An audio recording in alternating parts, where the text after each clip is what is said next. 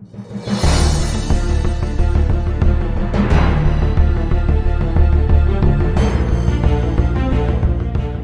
दुनिया में हर धर्म की एक ऐसी किताब जरूर होती है जिसमें उस मजहब उस धर्म के ईश्वर द्वारा लिखी या कही गई बातें होती है। हर धर्म हर मजहब यही दावा करता है कि उनकी किताब पढ़ लो, इसमें संसार का सारा ज्ञान समाया है, तुम्हारे हर सवाल का जवाब है इसमें। यही वो किताब है जो तुम्हारा सही मार्गदर्शन करेगी, तुम्हें नैतिक बनाएगी। ऐसा दावा करने वालों को यही लगता है कि इनकी दी गई किताबों से ही दुनिया में नैतिकता और मानवता आई है, वरना आज भी इंसान जानवरों जैसा व्यवहार करता। दया, करुणा और मानवता जैसी चीज तो इंसान में कभी थी ही नहीं। ये अपनी धार्मिक ग्रंथ को पढ़ाने के लिए हर तरह के हथकंडे अपना सकते हैं। ये इंसान के हिसाब से इन किताबों का विषय ही बदल देते हैं। किसी को साइंस दिखा देंगे तो किसी को भविष्य का जवाब, किसी को किस्मत चमकाने का तरीका, तो बिजनेस करने वाले को बिजनेस बढ़ाने के उपाय। पर मैं पूछता हूँ, आज के युग में 21 सेंचुरी में भी क्या जरूरत है इन किताबों की? क्यों पढ़े हम इन जहलियत से भरी किताबों को? अब ये कहेंगे कि तुम्हें हर सवाल का जवाब मिलेगा हमारी धार्मिक पुस्तक में। क्या चाहिए तुम्हें? क्या जानना है तुम्हें? किस विषय की जानकारी चाहिए? सब इसी में तो है। आइए हम आपको इनकी असलियत दिखाते हैं। क्या आज नॉलेज के पर्पस से भी इन किताबों को पढ़ना सही है? ये धर्म ग्रंथ जो अपनी पुस्तकों में महाविज्ञान होने का दावा करते हैं, जिन्हें विज्ञान की मूलभूत बातों का भी ज्ञान नहीं, जिसका ज्ञान आजकल के दूसरी तीसरी के बच्चे को भी हो। उदाहरण के तौर पर बाइबल के हिसाब से सदियों तक लोग ये मानते आ रहे थे कि सूरज और चंद्रमा हमारी पृथ्वी के चक्कर लगाते हैं, जबकि आज विज्ञान ने ये साबित कर दिया कि ये सरासर झूठ है। हमारी पृथ्वी सूर्य का चक्कर लगाती है और चंद्रमा हमारी पृथ्वी का।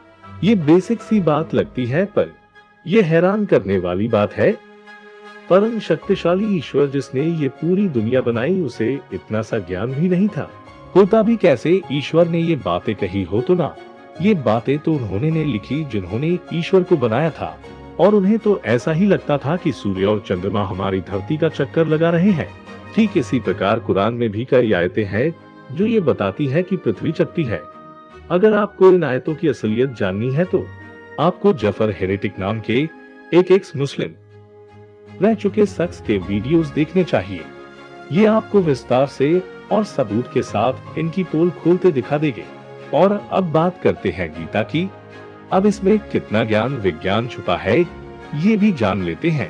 ज्यादातर भगवत गीता में आधुनिक विज्ञान को दर्शाने के लिए धर्म में जबरदस्ती विज्ञान घुसेरने वाले बुद्धिजीवी आइंस्टीन के द्वारा दिए गए बयान को सामने पेश करते हैं, जिसमें उन्होंने कहा था कि ऊर्जा न तो बनाई जा सकती है और न नष्ट होती है।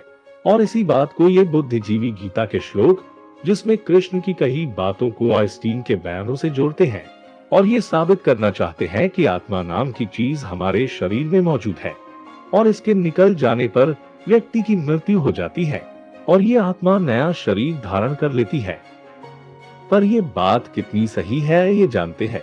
यदि शरीर को आत्मा ही चलाती और हमारे शरीर में आत्मा ऊर्जा के रूप में विद्यमान रहती, तो जरा खुद ही सोचिए, मनुष्य को न कभी खाने की जरूरत पड़ती न पीने की। हमें मालूम है हमारा शरीर ऊर्जा से चलता है। दुनिया की तमाम वस्तुएं जो कार्यशील है, हर प्राणी और पेड़ पौधे, किसी को आपका कार्य करने के लिए ऊर्जा की जरूरत होती है। और यदि आत्मा ऊर्जा के रूप में शरीर में विद्यमान होती तो हमें अलग से ऊर्जा ग्रहण करने की जरूरत न होती। ठीक उसी प्रकार जैसे फोन में यदि बैटरी लगी है तो फोन चलता रहता है, और यदि फोन नहीं चल रहा, इसका मतलब ये नहीं कि उसकी आत्मा निकल गई है। इसका मतलब ये हो सकता है कि उसकी बैटरी खत्म हो गई हो या फिर कोई पार्ट खराब हो गया हो। और अगर आप आइंस्टीन की बातों को ध्यान से समझे तो पता चलता है कि उन्होंने ऊर्जा की बात की है, और ऊर्जा आत्मा नहीं बल्कि हमारा शरीर ही है, जो मरने के बाद मिट्टी में मिल जाता है और मिट्टी को पोषक बनाता है, और फिर वही मिट्टी जिसमें से पौधे का जन्म होता है। अर्थात ऊर्जा मनुष्य के शरीर से मिट्टी में गई, फिर पौधे में गई, और इसी प्रकार पौधे को खाने से फिर इंसान में पहुंच गई, और ये सर्कल चलता रहता है। यदि आत्मा ही दूसरा जन्म लेती तो क्या दुनिया में आबादी बढ़ती? सच तो ये है कि जब ये किताबें लिखी गई तब उन्होंने सोचा भी नहीं होगा कि आधुनिक विज्ञान जैसी कोई चीज भी होगी, इसलिए मनुष्य की जिज्ञासा मिटाने के लिए इसे लिखने वालों ने जो कल्पना किया वो लिख दिया।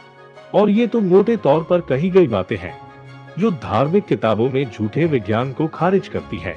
अगर कोई इंसान जिसे विज्ञान की थोड़ी भी समझ है और तार्किक विचार रखता है, वो इन धार्मिक किताबों को अगर खोलकर पढ़े तो ये किताबें तो हमारे आम जीवन के सिद्धांतों पर भी खरी नहीं उतरती।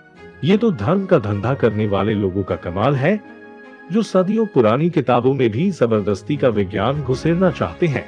यदि कोई आशा करता है कि उसे इन सदियों पुरानी किताबों में आज का ज्ञान मिलेगा तो वो बेवकूफी के सिवा कुछ नहीं है। यदि आपको विज्ञान पढ़ना है तो मार्केट में आपको बहुत सी विज्ञान की किताबें मिल जाएगी। अगर आपको कोई और ज्ञान चाहिए उसके लिए भी आपके लिए किताबें उपलब्ध है। इसके लिए आपको इन सदियों पुरानी किताबों को पढ़ने की जरूरत नहीं है जो आपको ज्ञान कम और जाहिल ज्यादा बनाते हैं। हम देखते हैं हमारे समाज में यदि कोई बच्चा हिंदू है तो उसे गीता पढ़ाई जाती है, यदि कोई मुस्लिम है तो उसे कुरान पढ़ाई जाएगी। और इसी प्रकार से हर धर्म बच्चों को जबरदस्ती का सदियों पुरानी किताबों को पढ़ने के लिए कहते हैं। और यही हमारी लाचारी है।